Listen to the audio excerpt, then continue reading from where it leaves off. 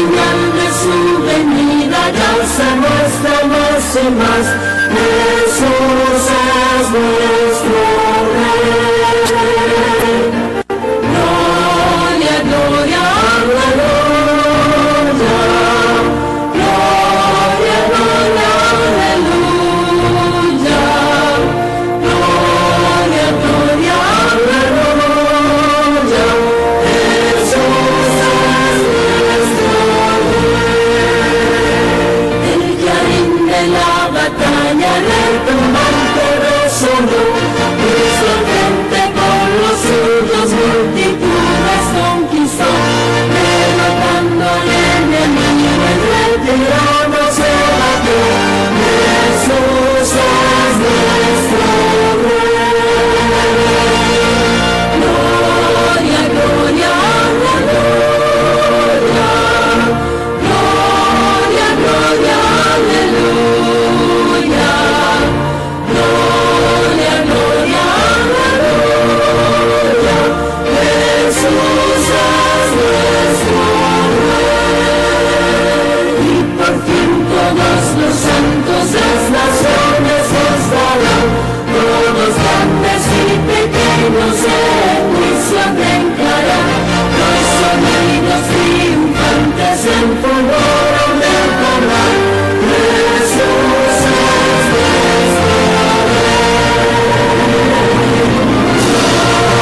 Gloria, aleluya.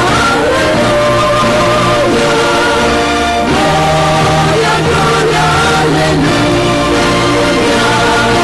Gloria, gloria, aleluya. Jesús es nuestro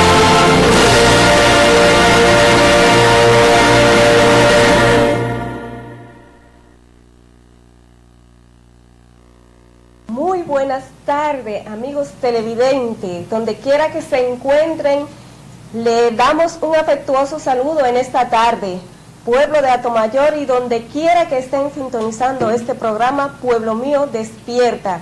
Que Dios pueda bendecirle grandemente a cada uno de ustedes. En esta tarde tenemos una programación muy importante con unos temas de profecías de actualidad, así que no se pierda. No se mueva de ahí y quédese para que pueda enterarse de cómo están los acontecimientos proféticos en estos últimos días.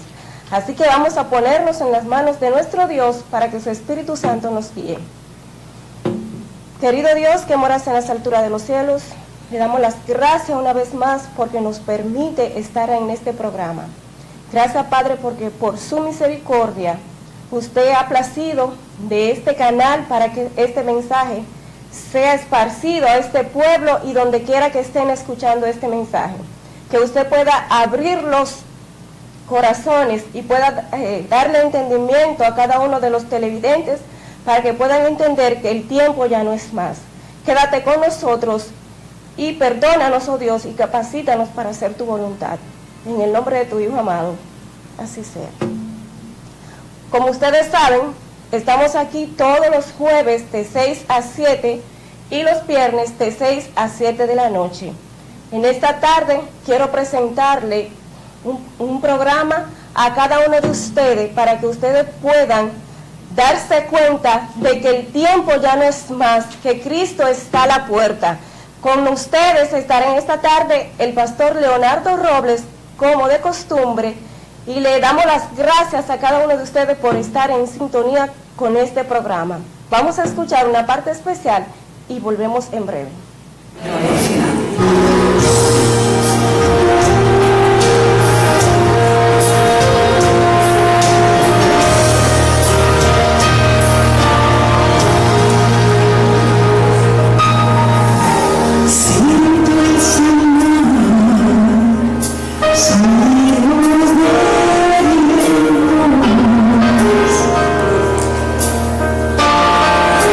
Siento más cerca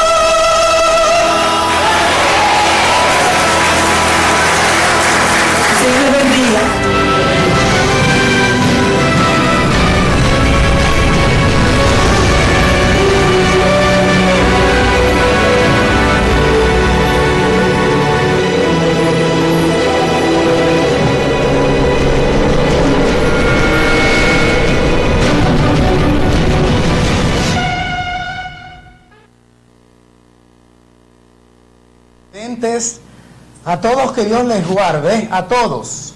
Dios les bendiga de manera rica y abundante. Saludo cariñoso para todos aquellos que nos están sintonizando en tiempo real, en vivo, en este momento. Pero nuestro saludo en el Señor es extensivo a todos aquellos que nos van a escuchar y a mirar de manera diferida en cualquier parte de Latinoamérica y el mundo a través de los medios electrónicos. Este espacio pues es grabado y luego pues subido a un canal de YouTube. Allí pueden sintonizarnos, localizarnos bajo el título de Pueblo Mío Despierta, que es precisamente el título de este programa. Y hablando del programa, señores, hoy tenemos pues informaciones muy importantes para cada uno de ustedes en el contexto de lo que la profecía bíblica señala como la antesala, los eventos preliminares o previos a el retorno majestuoso en gloria de nuestro amado Señor Jesucristo. Quiero en la introducción leerles del libro a los Romanos, la carta del apóstol Pablo a los Romanos, capítulo número 1, versículos 16 y 17. El Señor bendiga su palabra con su divino espíritu que la escribió y también nos dé capacidad para entenderla. Dice así la palabra: porque no me avergüenzo del evangelio de las buenas nuevas, porque es poder de Dios para salvación a todo aquel que cree, al judío primeramente y también al griego. Porque en el evangelio la justicia de Dios se revela por fe y para fe, como está escrito: mas el justo por la fe vivirá. Este enunciado servirá de base o plataforma para lo que vamos a comentar en el programa de la fecha. Queremos que preste usted mucha atención y, si le es posible, pues tenga bien anotar los conceptos, las páginas de los comentarios que vamos a hacer de este libro que se llama El conflicto de los siglos. Este ejemplar que tengo en mis manos pues ha sido ofertado y es ofertado a cada uno de nuestros amables amigos televidentes con tan solo llamar a los teléfonos del canal o también a los teléfonos de los productores aquí del programa, y de manera pues gratuita le haremos llegar este bestseller que retrata de manera fidedigna y clara el acontecer histórico, profético, político inclusive, de los últimos días, el conflicto de los siglos, una obra inspirada, genial, y de la autoría de Elena White, la más prolífera escritora norteamericana de todos los tiempos. Así es que esto es una joya. Y de este libro vamos a estar comentando, yo le voy a estar leyendo parrafitos de un capítulo interesantísimo que se llama En la encrucijada de los caminos, y vamos a estar haciendo comentarios. Miren, amables amigos televidentes, mis queridos hermanos, donde quiera nos estén mirando. Nosotros en este programa ha sido norte y seña venir enfatizando a cada una de las personas que nos escucha, nos mira, aquí en el territorio local, en el resto de la geografía nacional y allende el mar, la necesidad y la urgencia de prepararnos ante el inminente retorno de Cristo a la tierra. Y es que las señales que están aconteciendo en todo el mundo lo dicen con voz muy alta.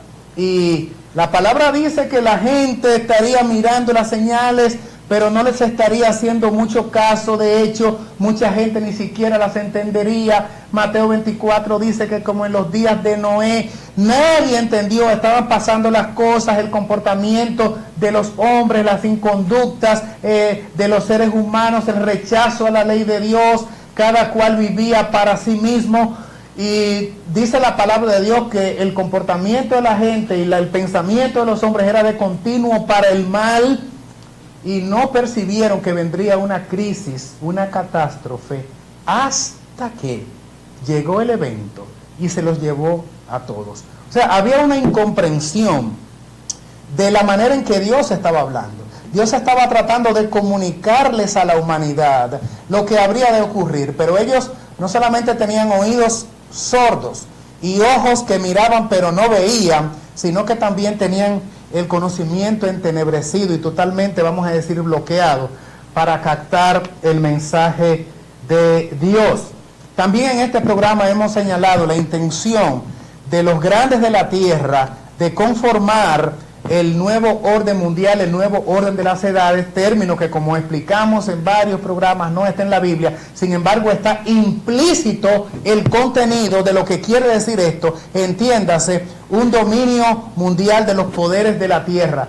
Lo triste del caso es que, como hemos explicado, en ese triángulo que conforma la unidad política mundial, la unidad económica mundial por otro lado, tiene una plataforma o base que es, escuchen bien, la unidad religiosa mundial, la unión de las religiones del mundo, la unión de la cristiandad inclusive. Y algunos dirán, bueno, pero ¿acaso no es eso bueno? ¿No dice Juan capítulo 17, allí la oración de Jesús por la unidad? Padre, para que todos sean uno, como tú, oh Padre, en mí, yo en ti, que también ellos sean uno en nosotros. Claro que la unidad es buena desde el punto de vista de estar apegado a la voluntad de Dios. Lo que no es bíblico, lo que no es correcto, es la verdad por amor en sí misma, independientemente de condiciones. Porque el mismo capítulo 7, 17 dice, donde Cristo ora por la unidad de su iglesia o de su pueblo a través de las edades: santifícalos en tu verdad, tu palabra es la verdad. Para que ellos sean santificados en la verdad y sean uno como tú, oh Padre, en mí y yo en ti. Pero, amigos queridos, la base, la plataforma, el eje central sobre lo cual debe girar el concepto de unidad debe ser la verdad. No podemos y no queremos estar unidos alrededor del error, porque sencillamente sería estar juntos. El Señor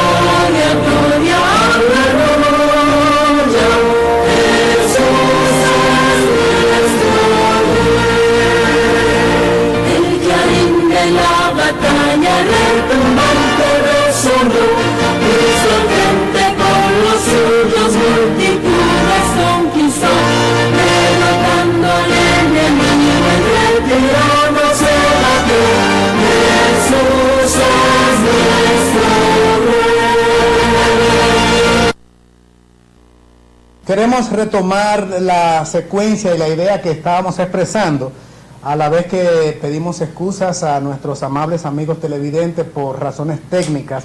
Estuvimos fuera del aire por un ratito, ya hemos retomado la conexión y vamos a continuar con la idea. Les estaba diciendo que el Señor quiere unidad basamentada en la verdad, y alguien que sí entendió eso fue el monje, el sacerdote católico Martín Lutero. Yo quiero hablar de Lutero en esta tarde. Vamos a hablar un poquito de su biografía, de sus conceptos y de lo que está pasando en estos días.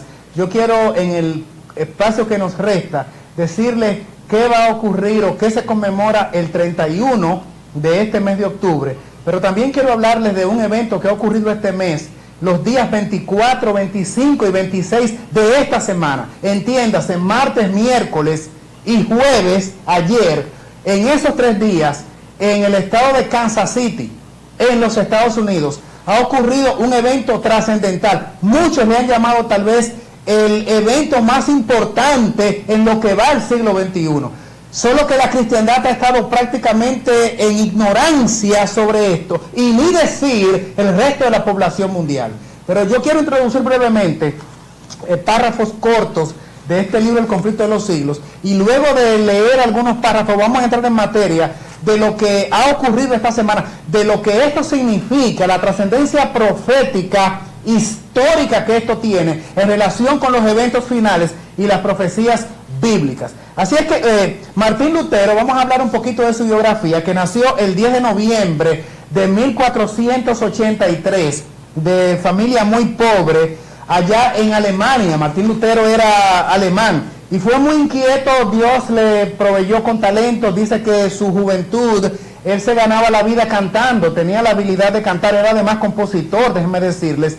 Y Lutero fue un hombre especialmente dotado, pero de ascendencia de una familia eminentemente católica. Así es que desde chico él tuvo la inclinación por esto de los seminarios, de los conventos, de los sitios de austeridad donde hay reclusión de los monjes, porque como digo, su familia era muy católica. Dice el libro El conflicto de los siglos que él, motivado por esto, fue entonces a estudiar desde jovencito y se inscribió como un catecúmeno, pues como un estudiante para formarse como sacerdote.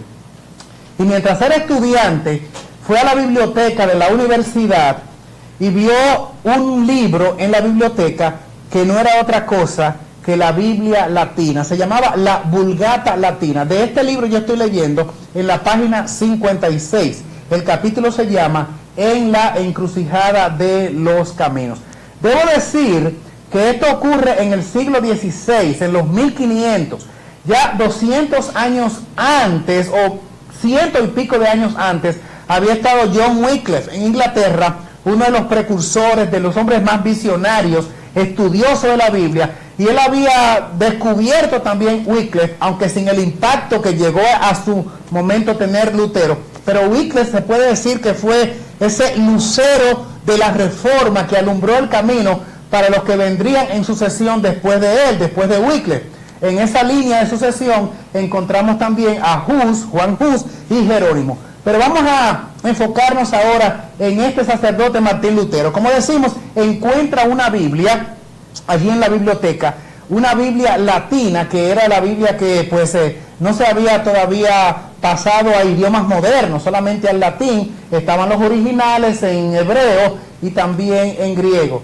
Así es que a pesar de que el invento de la imprenta con Gutenberg era de recién facturación, recién había pues descubierto este mecanismo de impresión de libros, no era muy prolífera todavía, pero ya habían obviamente libros impresos, ya la imprenta estaba pues inventada. Así es que Lutero se choca con la realidad y comienza a leer lo que conocía de la Biblia, eran los evangelios y lo que le enseñaban allí los monjes mientras él se formaba como sacerdote. Pero ahora encuentra verdades diseminadas a través de todo el registro escritural. Y Lutero dice, pero a mí no me habían estado enseñando esto. Esto es asombroso.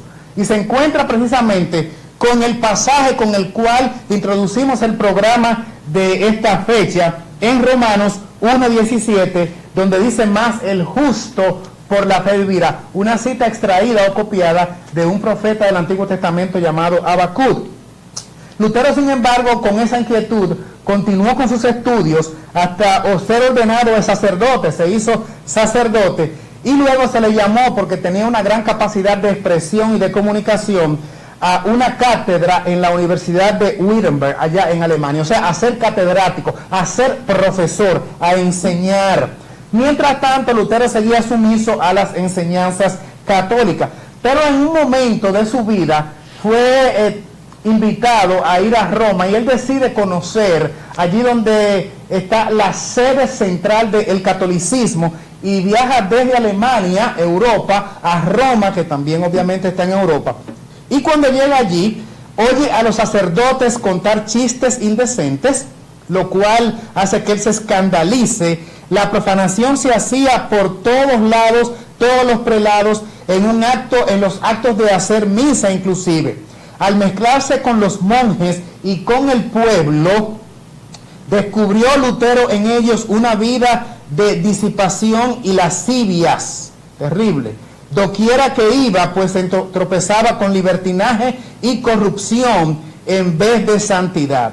Sin verlo, escribió él, no se podría creer que en Roma se cometan pecados y acciones infames, y por lo mismo acostumbraban a decir, si hay un infierno, no puede estar en otra parte que debajo de Roma, y de este abismo salen todos los pecados. Comenzó a quitársele la venda a Lutero, y es precisamente, mis queridos amigos televidentes, lo que ocurre con el mundo secular. Las tradiciones de los pueblos, las actitudes conformistas con lo que hemos sido formados desde niños, la superstición hace que cerremos nuestros ojos a la realidad. ¿Qué ocurría en la Edad Media? Sencillamente que la Biblia era un libro proscrito o prohibido, donde se enseñaba que solamente los monjes católicos desde los púlpitos eran los únicos que tenían acceso y derecho a leer y a estudiar las escrituras, y que ellos tenían solamente ellos la capacidad de enseñársela al pueblo e interpretárselas. Obviamente que esto era totalmente falso. La revelación de Dios, que es de fe en fe, ha sido dada para toda la humanidad, para que todo aquel que cree en el Señor tenga acceso de manera directa a la revelación divinamente inspirada. No a través de nadie, no a través de terceros, sino de manera directa, para que cada cual tenga pues conocimiento de lo que Dios pide. Así es que, dice acá, por decreto directo, poco antes prometía el Papa indulgencia a todo aquel que subiese de rodillas la escalera de Pilato. Esto es lo que él mira cuando llega a Roma. Que decían, de acuerdo a la tradición, que esa escalera que estaba en Roma era la misma que nuestro Salvador había pisado al bajar del tribunal romano cuando le hicieron juicio en Jerusalén. Y que un día, mientras estaba vamos a decir, en ignorancia del pueblo, de manera milagrosa, la escalera por la cual anduvo Cristo allá cuando fue el juicio, se trasladó de manera milagrosa desde Jerusalén a Roma. Miren todas las mentiras que usaba el clero romano. Y entonces, un día, mientras él estaba subiendo aquellas gradas, aquella escalera, recordó de pronto las palabras que como un trueno repercutieron en su corazón de Romanos 1:17, el justo por la fe vivirá. Lutero continuó en la Universidad de Wittenberg y se graduó como doctor en teología. Pero lo más triste de todo esto es que Roma y el papado habían estado engañando a la humanidad. De hecho, el poder romano se extendió por 1260 años. Todo lo que la historia recoge como la edad oscura o la edad media que se le llama, ¿verdad? Desde el 538 de nuestra era hasta 1798. Ahí hay un lapso de 1260 años de dominio o hegemonía papal. Si los amigos televidentes no sabían que el imperio romano papal había dominado el mundo por esa época, pues refiérase a las fuentes históricas para que vea que es un dato comprobable en la historia. Cuando le digo que dominó el mundo, quiero decir que no solamente ejercían el pontificado o la dirección religiosa de la Iglesia Católica, sino que eran los regentes, los dueños, los emperadores, los que ostentaban el poder temporal temporal. Cuando digo poder temporal, quiero decir poder político. Eran los gobernantes del mundo y todos los reyes debían someterse a la voluntad de los papas. Eran los dueños del mundo. Y eso obviamente estaba profetizado. Y no entramos en materia, pero ahí en la estatua de Nabucodonosor indicaba la sucesión de reinos y llegaría un cuerno pequeño que intentaría cambiar los tiempos y la ley, y se refiere precisamente a ese sistema clerical papal que dominaría al mundo por 1260 años. ¿Qué hizo la iglesia entonces? Lo mismo que hacían los líderes religiosos en los días de Cristo, hacían negocio o comercio con la gracia de Dios, como hacían los cambistas en aquellas mesas que el Señor tuvo que derribar porque cambiaban allí, hacían intercambios comerciales, Mateo 21, versículo 12. Así es que lo mismo se hace ahora, y la iglesia romana decía que toda persona que comprara indulgencias, que era un pergamino, era como un derecho, un papel, ¿verdad? Un diploma, y usted pagaba un dinero específico con la supuesta razón de que el dinero era utilizado para construir. De hecho, parte del dinero surgió de verdad para eso, construir la catedral de Roma, que hoy está en Roma, la catedral de la Basílica ya, o catedral de San Pedro, y entonces se recogía el dinero a través de la venta de estos permisos para pecar, llamados indulgencias. Así es que yo recuerdo la película aquella donde un borracho compra su pergamino, su indulgencia, y cuando va a entrar a un templo, alguien quiere detenerlo y le dice: no, amigo, usted está totalmente ebrio, usted no puede entrar al templo a adorar a Dios, aquí a la iglesia. Y el hombre borracho, casi que no podía ni organizar sus pasos, saca de su bolsillo y le muestra y dice: yo tengo derecho a entrar porque yo ya pagué por esta borrachera, yo no tengo pecado y yo puedo entrar libremente. El autor básico escogido para esto era, por supuesto, el papado, pero utilizó a un monje llamado Texel. Era un sacerdote corrompido que con atroz cinismo divulgaba la mentira más desvergonzadas y contaba leyendas y maravillas para engañar al pueblo ignorante. Declaraba que en virtud de certificados de perdón que ofrecía, quedaban perdonados todos aquellos que compraran las indulgencias, aún de los pecados que deseasen cometer después, y que aún el arrepentimiento no era necesario. Hasta aseguraba a sus oyentes que las indulgencias tenían poder para salvar no solamente a los vivos, sino también a los muertos, y que al caer en el fondo del cofre las monedas, el alma por la cual se hacía el pago escaparía del purgatorio y se dirigía al cielo.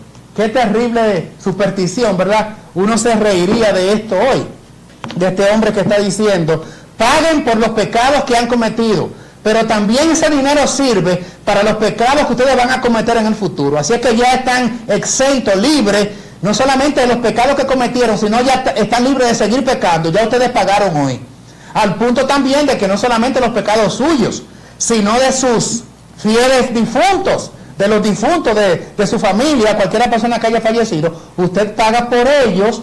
Y lo que ocurre es que cuando las monedas caen allí en el cofre donde se depositan las monedas, al sonar, al producirse el sonido de las monedas, inmediatamente las almas por las cuales usted está pagando, allí da un salto y brinca de purgatorio hasta la gloria. ¿Cuántos disparates, señores? No se puede usar otro término.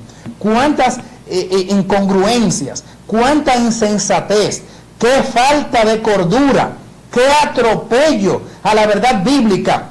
Parecería entonces que solamente los que tenían dinero podían tener derecho a la salvación, lo cual contradice la palabra que dice que solamente basta creer. Usted no tiene que pagar por la salvación, de hecho, no puede pagar por ella, si aún lo quisiera, porque la salvación es un don totalmente gratuito, ofertado a todo aquel que lo pide y lo demanda por fe, como una gracia que el cielo otorga a aquellos que, entendiéndose pecadores, buscan la solución de sus pecados y alejarse de ellos con la sangre purificadora de Cristo, que en el Calvario murió por nuestros pecados, sufriendo la culpa que merecíamos nosotros, manifestando fe en el Señor. Esa es la manera de obtener pues la salvación.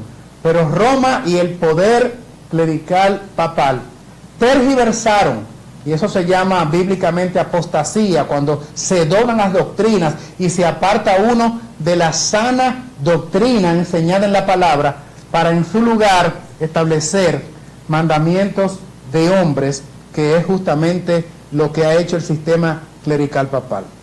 Esto conllevó, y el libro sigue hablando de ello, a que Lutero se indignara, y el 31 de octubre, vamos a leer aquí qué ocurrió, a la víspera del Día de Todos los Santos, Martín Lutero, yendo a la iglesia de Wittenberg, fijó en las puertas del templo un papel, un documento, que contenía 95 proposiciones contra la doctrina de las indulgencias, conocidas también como las 95 tesis. En otras palabras, un acto de protesta debido a la grotesca actitud del clero papal, del sistema papal, de negociar con la salvación. Indignado este sacerdote católico, que en principio lo único que le animaba era pues corregir al catolicismo.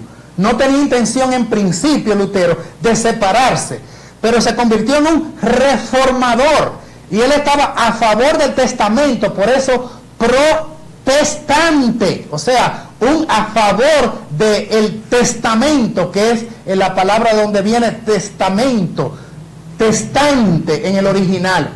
Hoy en la definición, vamos a decir, clásica de protestar o de ser protestante, es alguien que está en contra de alguna postura o de una posición. Claro que Lutero lo estaba, pero en principio protestaire es a favor de los testamentos. Lutero se indignó y clavó allí 95 proposiciones diciendo que cualquiera que quisiera debatirlas o estuviese en contra, al día siguiente viniese al templo, que él estaba listo para hacer una defensa bíblica de las posiciones contra las cuales estaba él protestando. Obviamente nadie se apareció, pero esto produjo la ira del clero, esto produjo la ira del papado enclavado allí en Roma, al punto de que se desató una férrea cacería contra Martín Lutero y unos pocos seguidores. Él estaba muy claro de lo que estaba haciendo, porque el Espíritu de Dios lo estaba dirigiendo. Esto ocurrió, mis queridos amigos, un 31 de octubre del año 1517.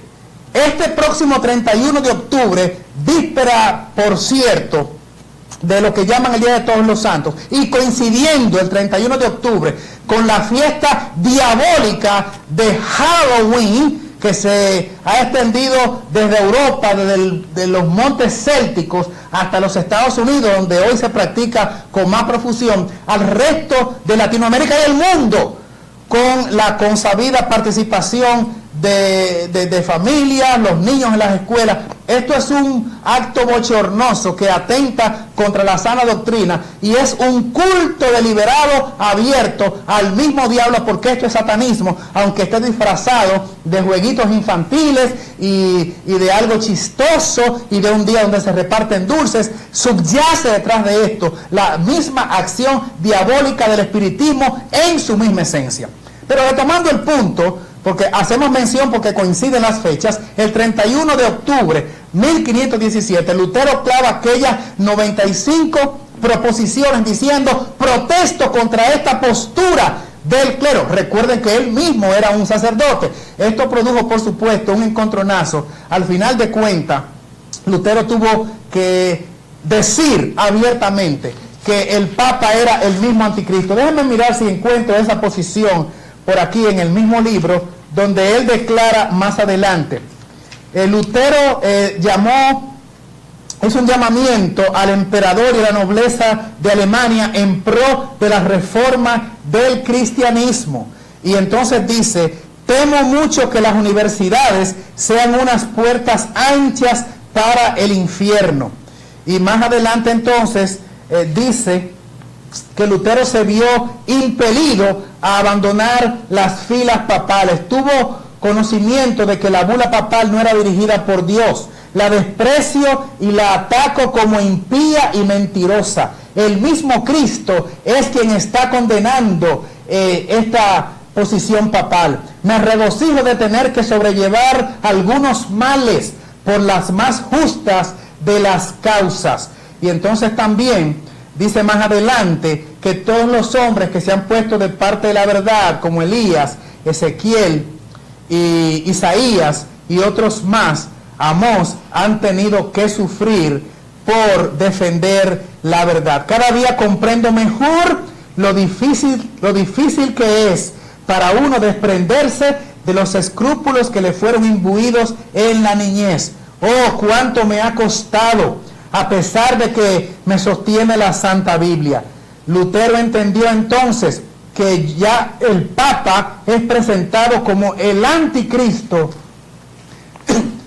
y que en su asiento es el mismo asiento de Satanás. Terrible declaración de un hombre que en principio fue sacerdote.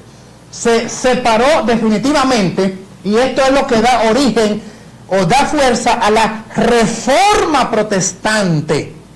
Y de ahí sale entonces el protestantismo, que tristemente, amables amigos, y miren la tristeza que da esto. No sé si aquí lo perciben en los países del Caribe, pero en los Estados Unidos el protestantismo prácticamente es pieza de museo. 1999, la iglesia luterana, cuyo líder humano era precisamente Martín Lutero, firma un pacto, un acuerdo con la iglesia católica perseguidora de la Edad Media, diciendo que de ahí en adelante marcharían juntos en puntos comunes de doctrina. No contento con esto, en el año 2014, hace apenas 3 años, un grupo de líderes de toda la denominación de los Estados Unidos firman un pacto y convenio para dejar de lado la reforma protestante. Y el ministro, hoy fenecido, Tony Palmer, se atreve a decir: ¿quiénes han nacido de nuevo? Y ante la reacción de muchos de los líderes de los Estados Unidos del protestantismo que levantan sus manos, él dice: eso quiere decir que todos ustedes son católicos, porque eso es lo que también enseña la Iglesia Católica.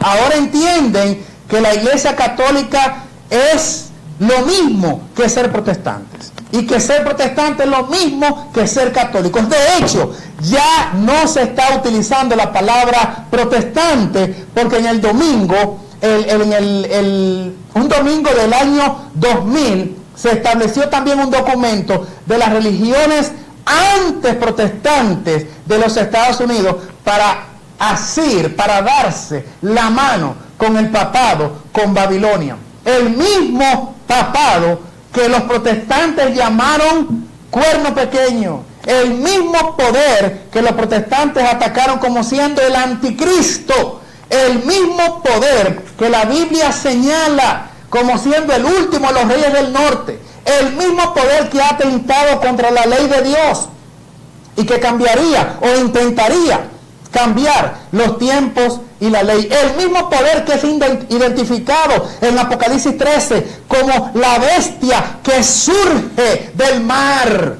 El mismo poder también que es la mujer ramera, llena de todas las abominaciones de la tierra y que comete palabras de blasfemia porque se sienta en el poder de Dios, en el trono de Dios, diciendo tener el poder de Dios, como lo hizo este prelado, este actual Papa católico llamado Francisco, quien inaugura en el año 2015, en el mes de diciembre, el 8 de diciembre, y por un año hasta el 20 de noviembre del año 2016, dice que ha abierto la puerta de la misericordia, o abrió la puerta de la misericordia, dándole al planeta Tierra un año de plazo o un año de gracia. De acuerdo al libro de Hebreos capítulo 4, nos dice allí: acercaos pues confiadamente al trono de la gracia para hallar misericordia en el oportuno socorro.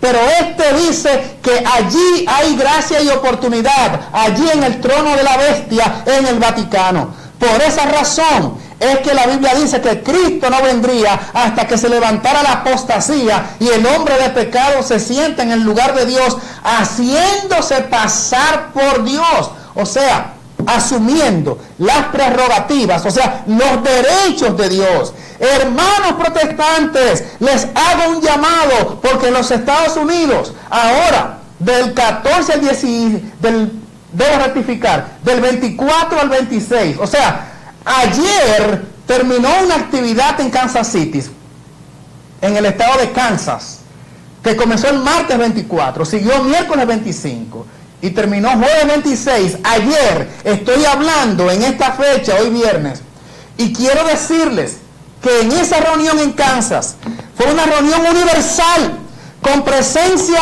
de altos líderes y bishops, o sea, obispos, cardenales, católicos romanos, y la presencia masiva de todo el mundo representando iglesias protestantes, o antes llamadas protestantes. El objetivo de la reunión, allí uno de los patrocinadores fue Kenneth Copeland, quien hace 2 años también dijo que la reforma había terminado, que no hay motivo para protestar, porque ya el catolicismo había entendido que la salvación no se obtiene por obras, sino por fe, y que por lo tanto no hay motivo para protestar. Y ahora entonces han hecho una reunión justo antes de conmemorar el 31 de octubre, el aniversario 500 de cuando Martín Lutero clavó las 500 tesis, la tesis allí, las 95 tesis, hacen ahora 500 años. Y dicen ellos que no hay motivo ya para protestar, que están mancomunados, que están unidos, y aunque hay pequeñas diferencias, están pues resaltando los puntos en los cuales están unidos, que son muchos más que las pequeñas diferencias que tienen. Por lo tanto, ya pueden participar juntos en la adoración. Por tanto, católicos y evangélicos ya son una misma cosa, porque el término protestante no se va a usar más. Ya ha acabado la protesta, ya ha acabado los motivos, terminaron los motivos por los cuales se levantó el protestantismo de acuerdo a ellos. Por eso esta reunión de 3 días, si no me lo creen, vaya a internet, que está plegado de información. Señores, esto es terrible, el ecumenismo. La palabra viene de oikumeno, una palabra griega que quiere decir en todo el mundo. Esta es la base del nuevo orden mundial. Alianza con Roma, alianza con el poder de la bestia representado por el Vaticano. Debo decir responsablemente y hacer un llamado al mundo evangélico mundial. No te subas en el tren del ecumenismo, porque te va a arrastrar a la perdición. Este sistema pretende alterar, cambiar la ley de Dios. Por eso se está hablando mucho del ambiente, de los cambios climatológicos, del día verde. ¿Qué conlleva esto? Decir que el mundo necesita, que es nuestra casa común, un día de descanso para restaurar y salvar al planeta. Han dicho que ha llegado la hora. Por eso estos 3 días de ecumenismo han salido de ahí hermanados y diciendo que en Estados Unidos ya no hay iglesia protestante. Han salido de allí diciendo que son una misma cosa y están alegres y celebrando el encuentro también que tuvo Francisco hace precisamente 1 año cuando fue a Finlandia y Escocia, y allí firmó hace 1 año el acuerdo de unidad católico-luterano. Hermanos queridos, despierta. Pueblo protestante, o una vez protestante, despierta. Aquí en Latinoamérica eso quizás no se siente. Ustedes seguirán tal vez diciendo, yo no estoy enterado de eso. Nosotros seguimos siendo pentecostales, metodistas, bautistas, luteranos, anglicanos, congregacionalistas.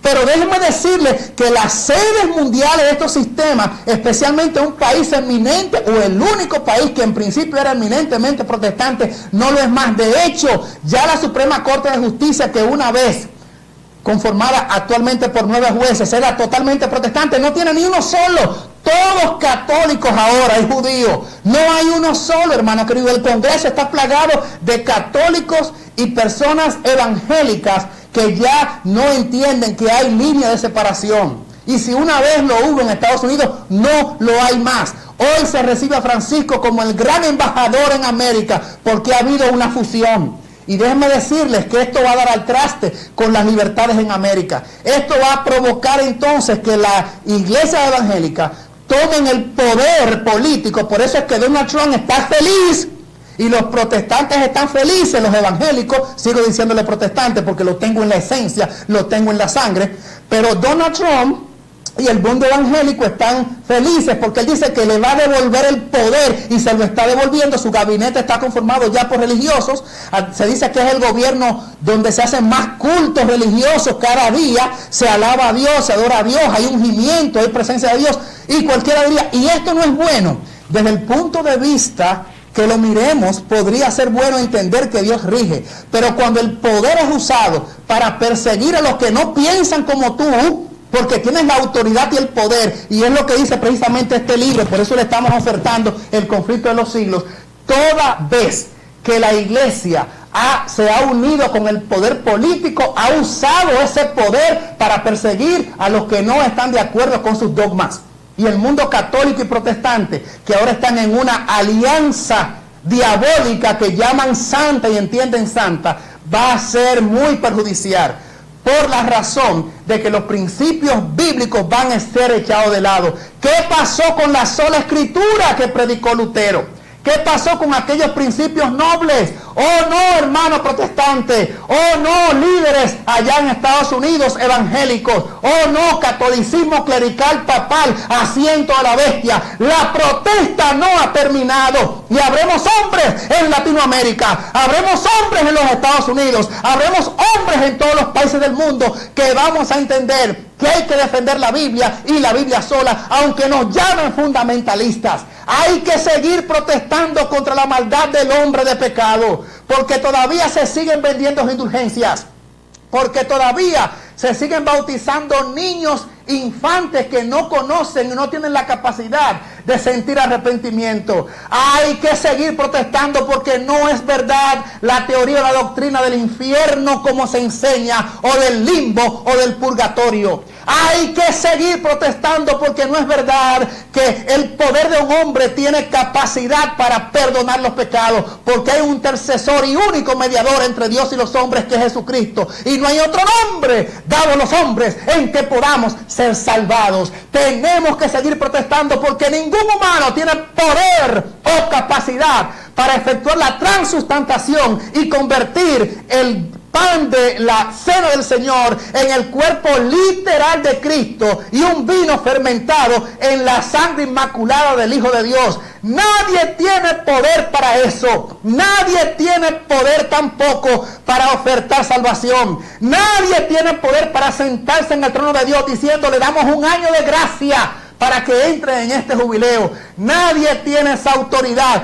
Por lo tanto, queremos que se sepa que habremos hombres que seguimos con la protesta. Seguimos habiendo hombres que no nos vamos a unir al sistema clerical papal. Y queremos advertir que habremos hombres que con la gracia de Dios defenderemos la Biblia y la Biblia sola hasta las últimas consecuencias. Queremos decirle a este país, queremos decirle a Latinoamérica, queremos decirle a Norteamérica, queremos decirle a Europa y allende el mar, que el Dios de los cielos levantará un pueblo que estará defendiendo su santa ley. Oh sí, mis queridos amigos, hay necesidad de seguir la protesta porque la ley de Dios está vigente. Hay que continuar protestando y enseñándole a la gente la verdad bíblica, porque la ley de Dios, tal y como está en la Biblia, está vigente y no alterada como aparece en el catecismo católico. Hay que seguir con la protesta porque el cuarto mandamiento establece que hay un día de reposo bíblico que no fue dado para los judíos,